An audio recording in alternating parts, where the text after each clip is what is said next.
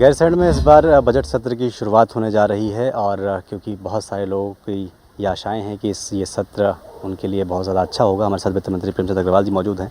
Sir, 13 तारीख से सत्र की शुरुआत होगी, क्या इस बार सत्र में नया रहने वाला है क्योंकि गैरसैंण में इस बार सत्र आयोजित होने वाला है? देखिए, आप जानते हैं लास्ट टाइम जब सत्र हुआ था तो एक चर्चा थी कि भाई हम लोग गैरसैंण में सत्र नहीं कर रहे हैं और ग्रीष्मकालीन घोषित की गई है राजधानी के रूप में। तो बड़ी बात तो ये है कि हम गैरसैंण में इस कार्यक्रम को कर रहे हैं। सत्र जो हमारा बजट सत्र बहुत महत्वपूर्ण सत्र रहता है किसी भी विधानसभा का या सरकार का, तो उस नाते सत्र हमारा गैरसैंण में हो रहा है, बजट सत्र हो रहा है। तो आप जानते हैं कि 13 तारीख से ये प्रारंभ होगा। पहले दिन महामहिम राज्यपाल जी का अभिभाषण होगा, अगले दिन चर्चा होगी और उसके बाद चूँकि हम लोग कार्यमंत्रणा समिति के माध्यम से बैठने वाले हैं, उसमें जो भी एजेंडा हम लोग तय करेंगे उसके आगे बढ़ेंगे। लेकिन हम लोग चूँकि जैसे मैंने कहा कि बजट सत्र है तो सरकार का बजट जो है 15 तारीख को हम लोग पेश करेंगे और अगले दिन उस पर चर्चा करेंगे। सर, क्योंकि आम जनता को ये आशाएँ हैं कि उनकी अनुरूप कार्य होगा, आप लोगों ने बातचीत भी की है, रायशुमारी भी की गई है, तो कितना हद तक उनके लिए फ़ायदेमंद साबित होने वाला है, किन किन क्षेत्रों पर बेसिक फोकस होगा? देखिए, ये मान के चलिए कि जिस प्रकार से लास्ट टाइम हमने तमाम स्टेक होल्डर्स से बात की थी और हमारे विशेषज्ञ लोग और तमाम क्षेत्रों के लोगों से हमने चर्चा की थी और मुझे याद है कि 15 मई को हम लोग नैनीताल में बैठे थे और 19 मई को हम लोग देहरादून में बैठे थे। माननीय मुख्यमंत्री जी मौजूद थे दोनों बैठकों में और इस बार भी उस परंपरा को हमने जारी रखा। इस बार हमने ये भी किया कि व्हाट्सएप, ईमेल के माध्यम से जो जनता के अहम सुझाव हमारे सामने आए उनको संकलित किया है। साथ में जो हमारे जिलाधिकारी हैं अनेकों डीएम्स के माध्यम से भी हमने इस प्रकार की बैठकें की हैं, उनके भी सुझाव आए। फिर माननीय मुख्यमंत्री जी भी हम लोग देहरादून एक बार फिर बैठे थे। तो इन सब बिंदुओं पे विचार करके सभी को हम बजट में समाहित करने का काम कर रहे हैं।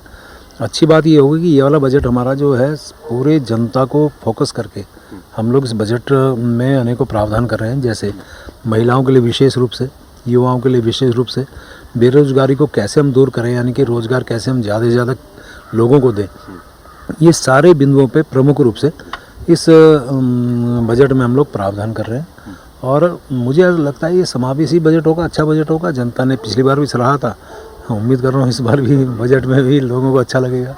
ठीक है सर, एक तो जोशीमठ को लेकर राहत पैकेज की मांग केंद्र से की गई है। जितनी मांग की गई है, अगर उतना राहत पैकेज नहीं मिलता है तो वित्त विभाग का क्या वो होगा, किस तरीके से स्टैंड करेंगे सर?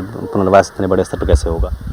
देखिए, ये मान के चलिए अभी तो हम उम्मीद कर रहे हैं कि हमें अच्छा बजट, अच्छा जो है फंड हम वहाँ से पैकेज के रूप में मिलेगा। तो क्योंकि माननीय प्रधानमंत्री जी हमारे एक तरह से गार्जियन हैं, संरक्षक हैं, पूरी तरह से उत्तराखंड के बारे में वो चिंतित रहते हैं। इसी जोशीमठ की यदि मैं बात करूं, अनेकों बार उनके द्वारा माननीय मुख्यमंत्री से चर्चा करना, पीएमओ ऑफिस से लगातार अधिकारियों का आना, फिर संपर्क करना और लगातार संवाद के बाद जो हमारी अपेक्षाएं हैं, हमें उम्मीद कर रहे हैं उन अपेक्षाओं को निश्चित रूप से हमारी वहाँ से पूर्ति होगी।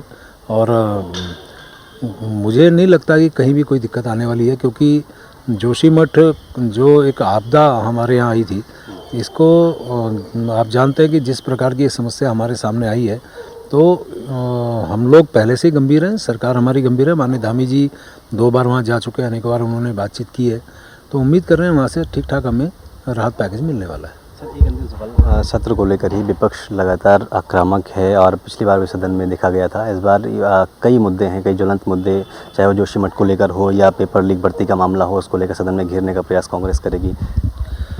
देखिए, मैं जहाँ तक समझता हूँ ये मुद्दे आज की तारीख में गौण हो चुके हैं। जोशीमठ का मैंने बताया कि सरकार गंभीर रही है, पूरी तरह से मुस्तैद रही है, राहत पैकेज हमें मिलने वाला है।